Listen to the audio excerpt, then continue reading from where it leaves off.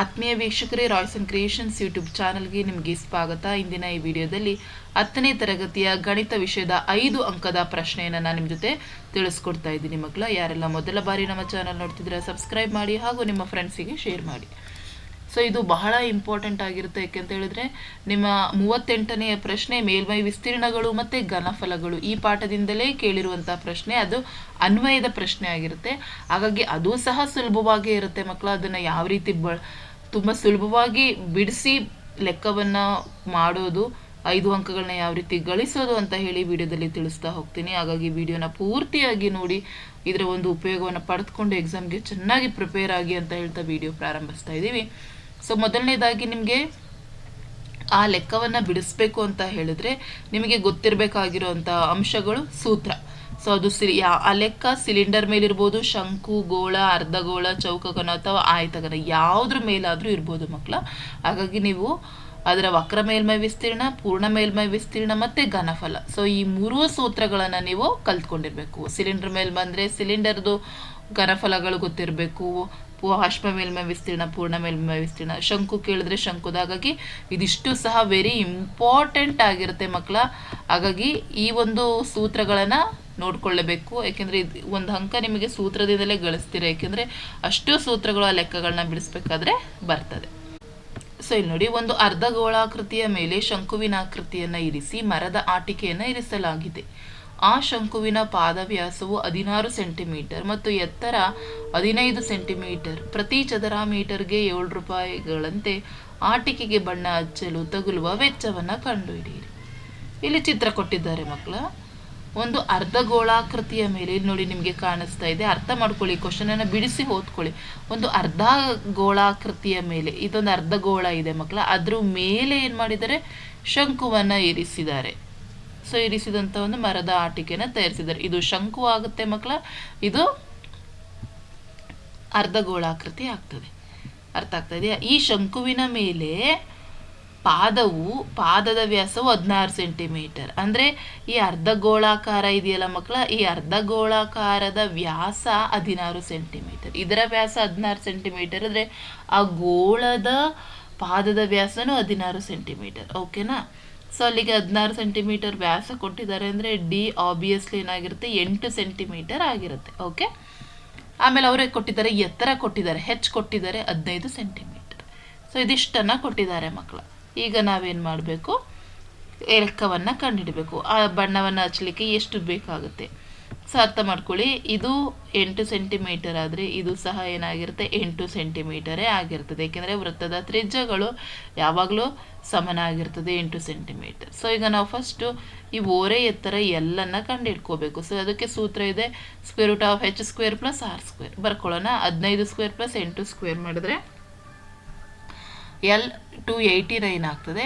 So 289 ಅಂತ ಹೇಳಿದ್ರೆ ನಮಗೆ ಸಿಗುವಂಥದ್ದೇನು ಮಕ್ಕಳು, ಅದು 17 ಸೆಂಟಿಮೀಟರ್ ಆಗ್ತದೆ.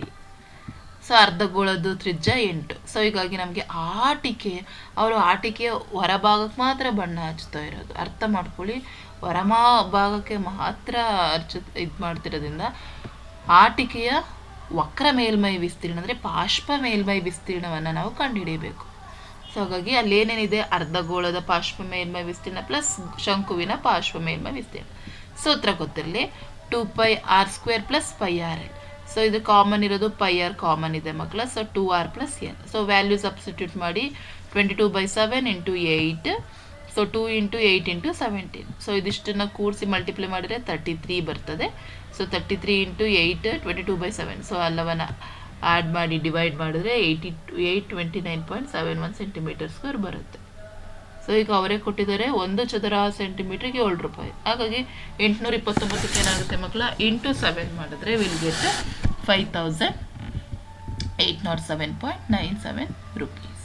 ಅರ್ಥ ಆಗ್ತಾ ಇದೆಯಲ್ಲ? ಈ ರೀತಿ ಪ್ರಶ್ನೆಯನ್ನು ನೋಡ್ಕೊಳ್ಳಿ.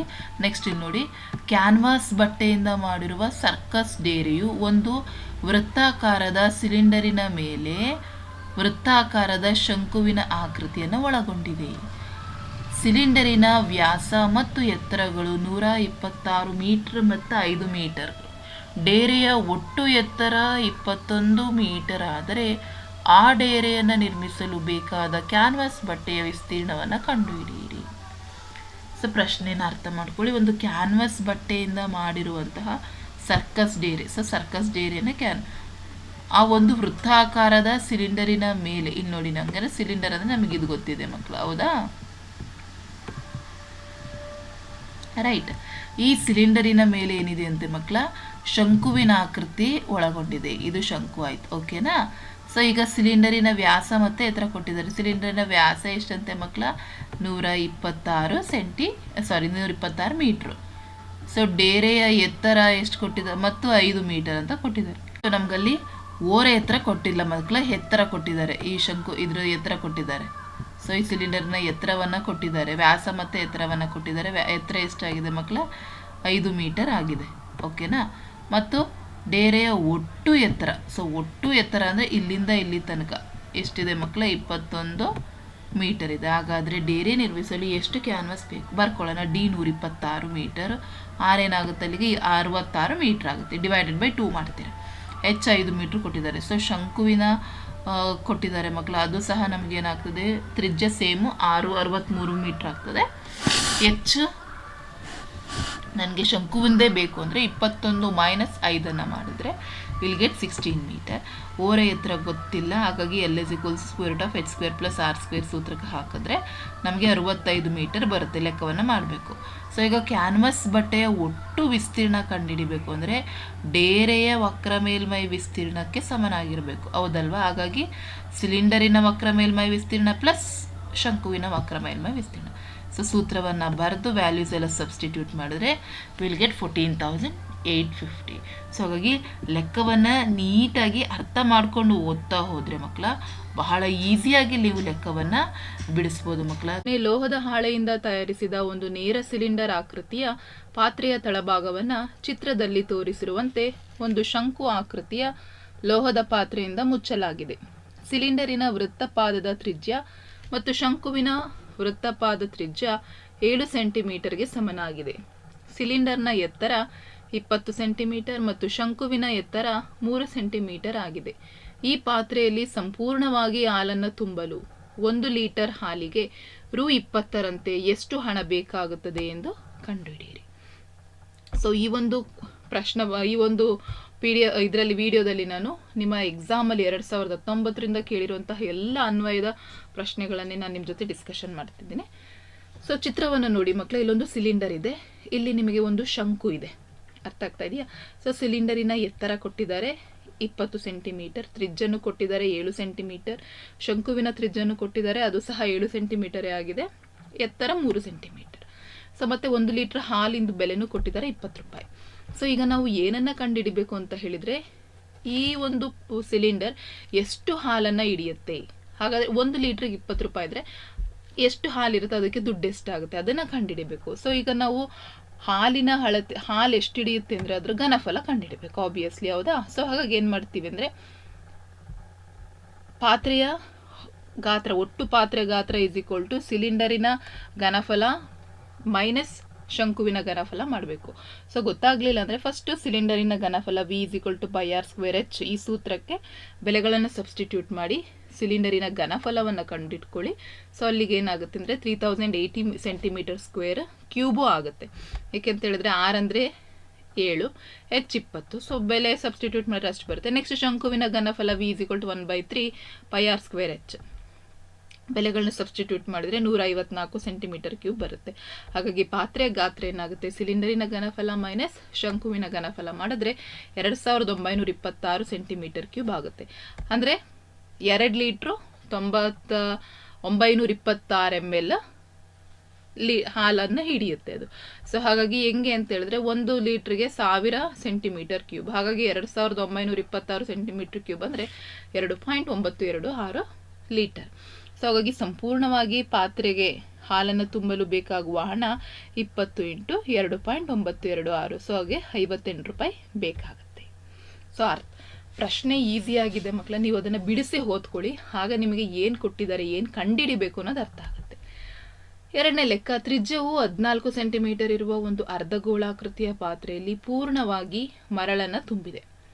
ಆ ಮರಳನ್ನು ಸಮದಟ್ಟಾದ ನೆಲದ ಮೇಲೆ ಸುರಿದಾಗ ಆ ಮರಳಿನ ರಾಶಿ ಶಂಕುವಿನ ಆಕೃತಿಗೆ ಬರ್ತಾ ಇದೆ. ಅಂದರೆ ಇಲ್ಲಿ ಅರ್ಧಗೋಳದ ಪಾತ್ರೆಯಲ್ಲಿರುವ ಮರಳನ್ನು ನೆಲದ ಮೇಲೆ ಹಾಕಿದ್ರೆ ಅಲ್ಲಿ ಒಂದು ಮರಳಿನ ರಾಶಿ ಆಗ್ತಾಯಿದೆ, ಅದು ಶಂಕುವಿನ ಗಾತ್ರ. ಅಂದರೆ ಅರ್ಧಗೋಳದ ಪಾತ್ರೆಯಲ್ಲಿರುವಂತಹ ಮರಳು ದಟ್ ಈಸ್ ಈಕ್ವಲ್ ಟು ಶಂಕುವಿನ ಆಕೃತಿಯಲ್ಲಿ ಇರುತ್ತೆ.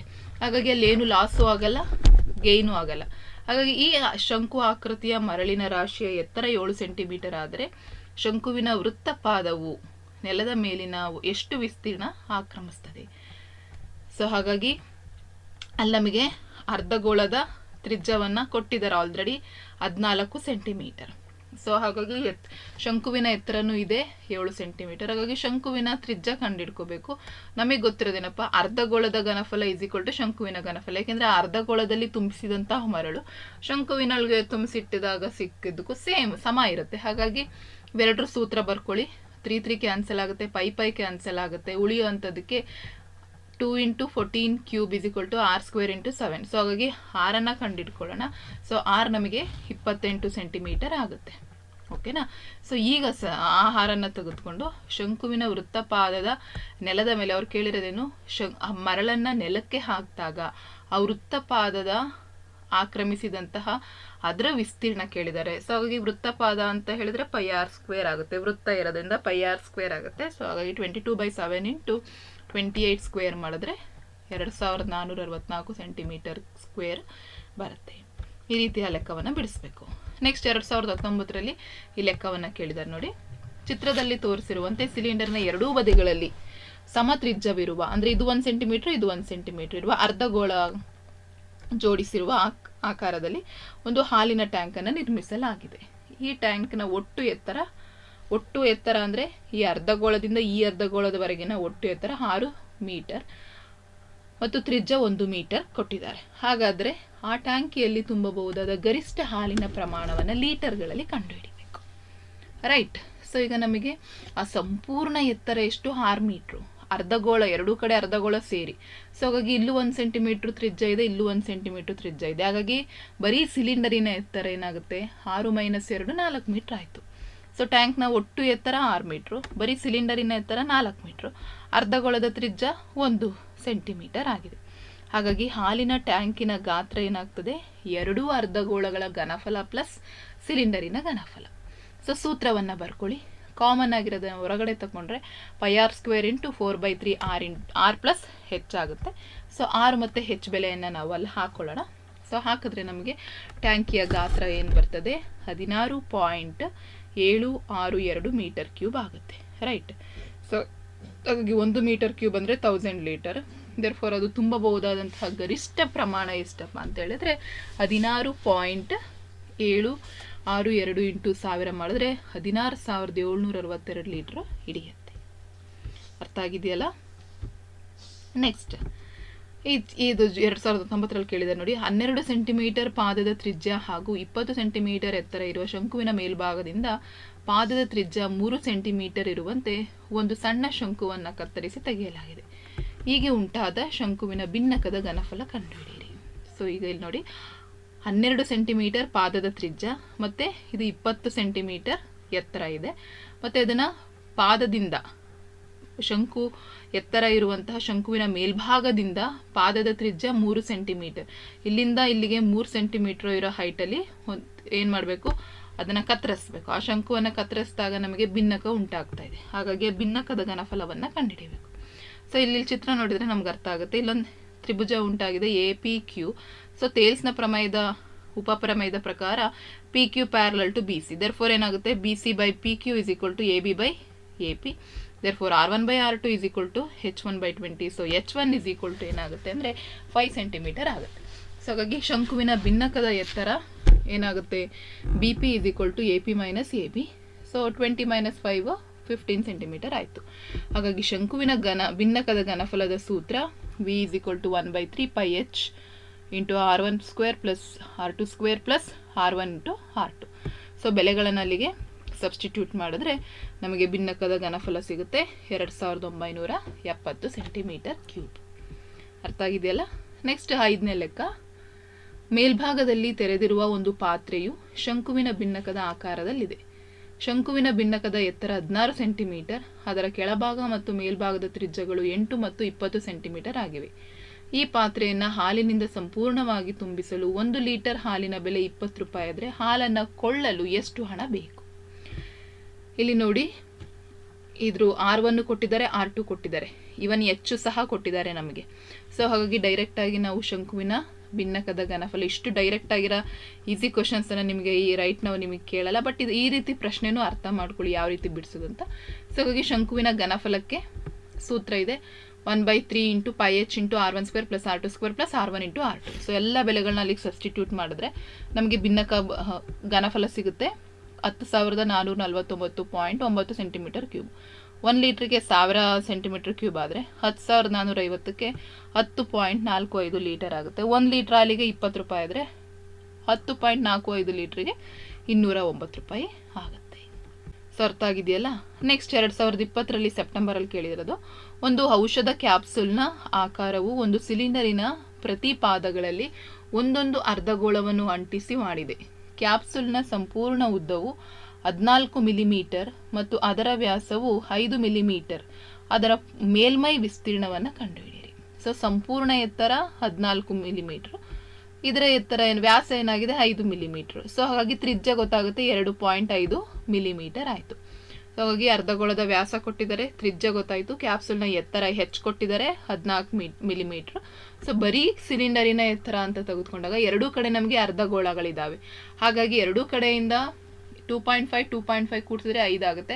ಸೊ H-14 - 5 ಮಾಡಿದ್ರೆ 9 ಮಿಲಿಮೀಟರ್ ಆಗುತ್ತೆ. ಹಾಗಾಗಿ ಕ್ಯಾಪ್ಸೂಲ್ನ ಮೇಲ್ಮೈ ವಿಸ್ತೀರ್ಣ = 2 ಅರ್ಧಗೋಳದ ಪಾರ್ಶ್ವ ಮೇಲ್ಮೈ ವಿಸ್ತೀರ್ಣ ಪ್ಲಸ್ ಸಿಲಿಂಡರ್ನ ಪಾರ್ಶ್ವ ಮೇಲ್ಮೈ ವಿಸ್ತೀರ್ಣ ಅಂತ ಹಾಕೊಳ್ಳಿ, ಅಥವಾ ಬಿಡಿಸಿ ನೀವು ಈ ರೀತಿ ಬರೆದ್ರೂ ನಡೆಯುತ್ತೆ.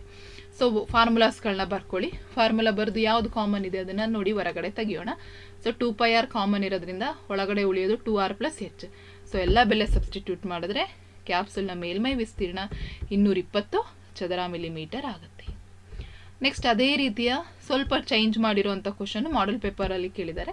ಚಿತ್ರದಲ್ಲಿ ತೋರಿಸಿರುವಂತೆ ಒಂದು ಆಟಿಕೆಯನ್ನು ಸಿಲಿಂಡರಿನ ಆಕಾರದ ಒಂದು ಬದಿಗೆ ಒಂದು ಅರ್ಧಗೋಳ ಮತ್ತು ಇನ್ನೊಂದು ಬದಿಗೆ ಒಂದು ಶಂಕುವನ್ನು ಅಂಟಿಸಿ ಮಾಡಲಾಗಿದೆ. ಸಿಲಿಂಡರಿನ ಆಕಾರದ ಭಾಗದ ಉದ್ದವು 20 ಸೆಂಟಿಮೀಟರ್ ಮತ್ತು ಅದರ ವ್ಯಾಸವು 10 ಸೆಂಟಿಮೀಟರ್ ಆಗಿದೆ. ಶಂಕುವಿನ ಭಾಗದ ಓರೆ ಎತ್ತರ 3 ಸೆಂಟಿಮೀಟರ್ ಆಗಿದ್ದರೆ ಆಟಿಕೆಯ ಮೇಲ್ಮೈ ವಿಸ್ತೀರ್ಣ ಕಂಡುಹಿಡಿಯಿರಿ. ಸೊ ಓರೆ ಎತ್ತರ L ಕೊಟ್ಟಿದ್ದಾರೆ ಶಂಕುವಿನಲ್ಲಿ, ಅದೇ ರೀತಿ ಅದರ ಸಂಪೂರ್ಣ ಸಿಲಿಂಡರಿನ ಆಕಾರದ ಭಾಗದ ಉದ್ದ 20 ಸೆಂಟಿಮೀಟರ್ H ಕೊಟ್ಟಿದ್ದಾರೆ.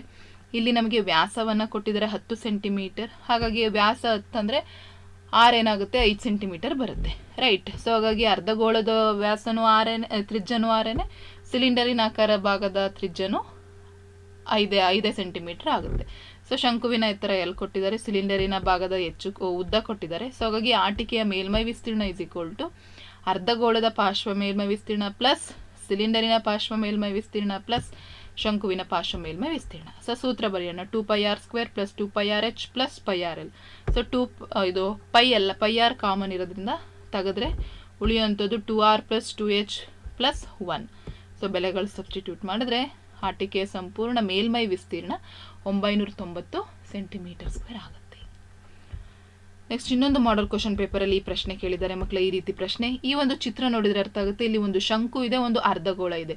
ಸೊ ಶಂಕುವಿನ ಎತ್ತರವನ್ನು ಕೊಟ್ಟಿದ್ದಾರೆ 4 ಸೆಂಟಿಮೀಟರ್ ಮತ್ತು ತ್ರಿಜ್ಯ ಕೊಟ್ಟಿದ್ದಾರೆ 3 ಸೆಂಟಿಮೀಟರ್. ಸೊ ನಾವೀಗ ಕಂಡುಹಿಡಿಬೇಕಾಗಿರೋದು ಓರೆ ಎತ್ತರವನ್ನು ಕಂಡುಹಿಡ್ಕೊಂಡು ಆಟಿಕೆಯ ಮೇಲ್ಮೈ ವಿಸ್ತೀರ್ಣವನ್ನು ಕಂಡುಹಿಡಿಬೇಕು.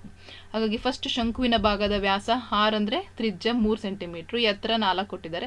ಸೊ ಓರೆ ಎತ್ತರ L ಕಂಡುಹಿಡಿಬೇಕು. L ಕಂಡುಹಿಡಿಬೇಕು ಅಂದರೆ we have formula √h² + r².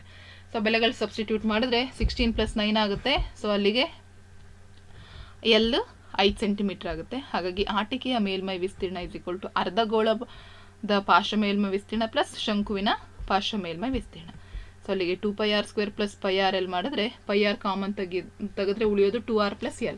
ಬೆಲೆಗಳನ್ನ ಸಬ್ಸ್ಟಿಟ್ಯೂಟ್ ಮಾಡಿದ್ರೆ 103.62 ಸೆಂಟಿಮೀಟರ್² ಆಗುತ್ತೆ.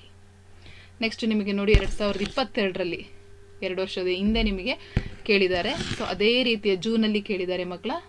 ಸೊ ಇಲ್ಲಿ ನಮಗೆ ಇಲ್ಲೇನಿದೆ ಮಕ್ಕಳ ನೋಡಿ ನಿಮ್ಗೆ ಅರ್ಥ ಆಗುತ್ತೆ. ಶಂಕುವಿನ ಆಕಾರದ ಒಂದು ಇದನ್ನ ಕೊಟ್ಟಿದ್ದಾರೆ, ಒಂದು ಸಿಲಿಂಡರ್ ಕೊಟ್ಟಿದ್ದಾರೆ. ಸೊ ಹಾಗಾಗಿ ಸಿಲಿಂಡರಿನ ಆಕಾರದ ಮರಳಿನ ಘನಫಲ ಕಂಡುಹಿಡಿಬೇಕು. ಎರಡೂ ಸಮ ಆಗಿರುತ್ತೆ, ಅದರೊಳಗಿಂದ ಇದಕ್ಕೆ ಸುರಿದಾಗಿ ಈ ಥರ ಆಗಿರುತ್ತೆ. ಸೊ ಇದೇ ರೀತಿ ಲೆಕ್ಕ ನಾನು ಹಿಂದಿಂದ ಒಂದು ಅರ್ಧಗೋಳದೊಳಗಿರೋ ಮರಳನ್ನು ಶಂಕುವಿನ ಆಕೃತಿಗೆ ಬಂದಾಗ ಏನಾಗುತ್ತೆ ಲೆಕ್ಕವನ್ನು ಎಕ್ಸ್ಪ್ಲೇನ್ ಮಾಡಿದೆ. ಸೊ ವಿಡಿಯೋವನ್ನು ಪಾಸ್ ಮಾಡಿಕೊಂಡು ಯಾವ ರೀತಿ ಸಾಲ್ವ್ ಮಾಡೋದು ನೋಡ್ಕೊಳ್ಳಿ. ನೆಕ್ಸ್ಟ್ ಇನ್ನೊಂದು ಲೆಕ್ಕ ನೋಡೋಣ. ಒಂದು ಅರ್ಧಗೋಳದ ಮೇಲೆ ಅದೇ ತ್ರಿಜ್ಯವನ್ನು ಹೊಂದಿರುವ ಒಂದು ಶಂಕುವನ್ನು ಕೂಡಿಸಿ ಒಂದು ಆಟಿಕೆಯನ್ನು ಚಿತ್ರದಲ್ಲಿ ತೋರಿಸಿದಂತೆ ಮಾಡಿದೆ. ಅವೆರಡರ ವೃತ್ತಾಕಾರದ ಪಾದದ ತ್ರಿಜ್ಯವು 21 ಸೆಂಟಿಮೀಟರ್ ಆಗಿದೆ. ಆಟಿಕೆಯ ಒಟ್ಟು ಎತ್ತರ 49 ಸೆಂಟಿಮೀಟರ್ ಆಗಿದೆ. ಆ ಆಟಿಕೆಯ ಮೇಲ್ಮೈ ವಿಸ್ತೀರ್ಣ ಕಂಡುಹಿಡಿಯಿರಿ. ಸೊ ಇಲ್ಲಿ ಶಂಕುವಿನ ತ್ರಿಜ್ಯ, ಅರ್ಧಗೋಳದ ತ್ರಿಜ್ಯ ಎಷ್ಟಾಗಿದೆ 21 ಸೆಂಟಿಮೀಟರ್ ಆಗಿದೆ. ಸೇಮ್ ಇದೇ ರೀತಿಯ ಚಿತ್ರದ ಲೆಕ್ಕವನ್ನು ಮಾಡಿದೆ. ಸೊ ನೀವು ಇಲ್ಲಿ ಓರೆ ಎತ್ತರವನ್ನು ಕಂಡುಹಿಡ್ಕೊಳ್ಳಿ. ಸೊ ಓರೆ ಎತ್ತರ 35 ಸೆಂಟಿಮೀಟರ್ ಬರುತ್ತೆ. ಹಾಗಾಗಿ ಆಟಿಕೆಯ ಒಟ್ಟು ಮೇಲ್ಮೈ ವಿಸ್ತೀರ್ಣ ಏನಾಗುತ್ತೆ ಶಂಕುವಿನ ಮೇಲ್ಮೈ ವಿಸ್ತೀರ್ಣ ಪ್ಲಸ್ ಅರ್ಧಗೋಳದ ಮೇಲ್ಮೈ ವಿಸ್ತೀರ್ಣ. ಸೊ ಸೂತ್ರಕ್ಕೆ ಹಾಕಿ ಬೆಲೆಗಳನ್ನು ಹಾಕಿದರೆ ಈಸಿಯಾಗಿ ನಿಮಗೆ ಲೆಕ್ಕ ಬಿಡಿಸ್ಬೋದು. ನೆಕ್ಸ್ಟ್ ಇದೇ ರೀತಿಯ ಕ್ಯಾಪ್ಸುಲ್ ಅಂತ ಒಂದು ಲೆಕ್ಕ ಬಿಡಿಸಿದೆ. ಎರಡೂ ಕಡೆ ಅರ್ಧಗೋಳ ಇದೆ, ಮಧ್ಯದಲ್ಲಿ ಸಿಲಿಂಡರ್ ಇದೆ.